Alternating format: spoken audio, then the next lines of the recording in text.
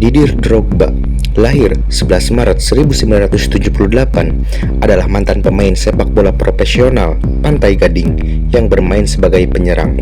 Drogba dikenal karena kemampuan menjaga bola, duel di udara, dan kekuatan fisiknya.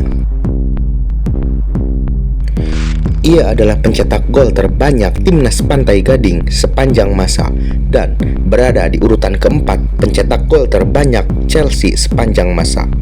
Drogba menjadi pahlawan berjasa bagi Pantai Gading bukan hanya di dunia sepak bola, namun juga keseluruhan.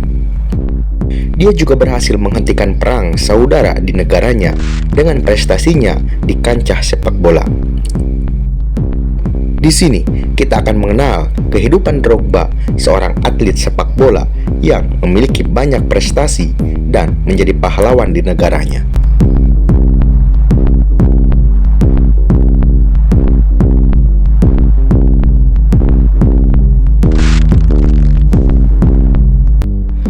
Drogba lahir di Abidjan, Pantai Gading pada usia 5 tahun.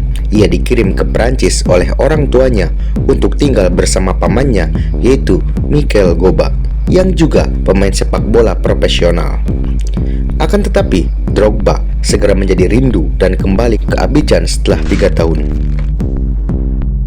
Ibunya memberi julukan Tito yang terinspirasi Presiden Josip Broz Tito dari Yugoslavia yang sangat ia kagumi. Dia bermain sepak bola setiap hari di sebuah tempat parkir mobil di kota. Akan tetapi, kembalinya ke Pantai Gading ini hanya bersifat sementara. Kedua orang tuanya kehilangan pekerjaan dan dia kembali lagi untuk tinggal bersama pamannya di Perancis. Pada tahun 1991, orang tuanya juga melakukan perjalanan ke Perancis. Awalnya mereka pergi ke Vannes dan kemudian menetap pada tahun 1993 di Antony di pinggiran kota Paris, di mana pada umur 15 tahun Drogba kembali untuk tinggal bersama mereka dan saudara-saudaranya di sana. Disinilah ia mulai bermain sepak bola lebih sering dengan sebuah tim yang dimana ia bergabung dengan tim pemuda setempat di sana. Drogba memulai karirnya sebagai pemain junior di klub semi profesional Levallois dan mendapatkan reputasi sebagai pencetak gol produktif di tim muda dan membuat pelatih terkesan dengan sikap profesionalnya. Penampilannya membuatnya mendapatkan tempat di skuad senior, tetapi meskipun mencetak gol di debutnya pada 18 tahun, ia gagal membuat kesan Jacques Loncar Pantai Gading, yaitu seorang pelatih tim pertama di negaranya. Setelah bermain di level junior, Drogba memulai karir profesionalnya saat berusia 18 tahun bersama Le Mans. Ia kemudian menandatangani kontrak sebagai pemain profesional saat berusia 21 tahun. Pada musim kompetisi 2002 sampai 2003, Drogba bergabung dengan tim Liga 1 Guingamp dan untuk pertama kalinya ia tampil memperkuat timnas Pantai Gading pada bulan September 2002. Ia berhasil mencetak gol pertamanya untuk Pantai Gading pada bulan Februari 2003 dan mencatatkan torehan 17 gol dari 34 kali penampilan pada akhir musim tersebut. Drogba bergabung dengan Olympique Marseille pada tahun 2003 dengan biaya transfer 3,3 juta euro. Ia berhasil membawa Marseille menuju final di Piala UEFA 2004 dan berada di urutan ketiga top skor Liga 1 dengan 19 gol. Pada tahun 2004, Drogba bergabung dengan Chelsea dengan nilai transfer 24 juta euro yang menjadikannya sebagai pemain termahal Pantai Gading. Di musim perdananya, Drogba berhasil membawa Chelsea meraih gelar juara Liga Utama Inggris pertama mereka dan gelar juara Piala Liga Inggris 2005 dengan mencetak sebuah gol di laga final. Ia juga tampil mengesankan dengan mencetak 2 gol kemenangan di Community Shield 2005. Pada tahun 2006, Drogba kembali berhasil membawa Chelsea meraih gelar juara Liga Utama Inggris dan menjadi kapten timnas Pantai Gading untuk pertama kalinya. Ia menjadi pemain pertama yang mencetak gol untuk Pantai Gading di putaran final Piala Dunia 2006 dan juga terpilih sebagai pemain Afrika terbaik 2006. Di akhir musim kompetisi 2006-2007, Drogba mencatatkan namanya sebagai top skor Liga Primer dengan 20 gol. Ia berhasil membawa Chelsea meraih gelar juara Piala Liga Inggris 2007 dan Piala FA 2007 dengan mencetak gol-gol kemenangan di kedua partai final tersebut. Pada tahun 2009, ia berhasil membawa Chelsea meraih gelar juara Piala FA 2009 dengan mencetak gol penyeimbang di partai final. Drogba berhasil menjadi top skor Liga Utama Inggris 2009-2010 dengan 29 gol dan menjadi bagian penting saat Chelsea meraih gelar double Liga Utama Inggris 2009-2010 dan Piala FA 2010 pertama mereka.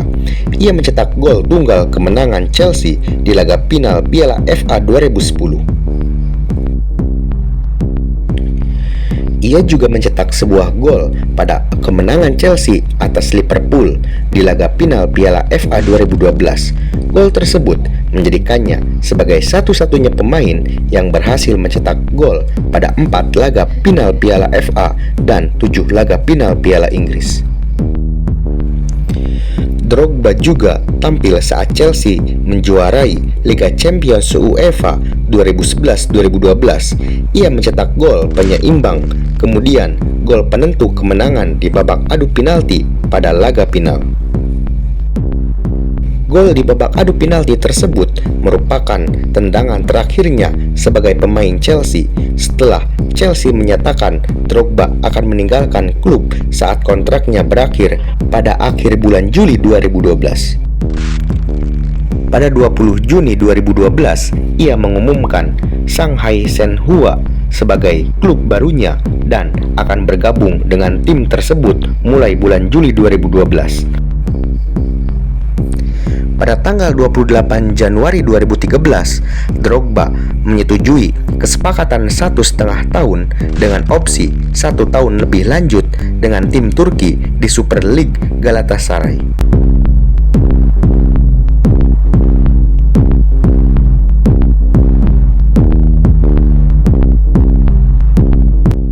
Didier Drogba memiliki reputasi yang begitu hebat sepanjang karirnya sebagai pemain sepak bola.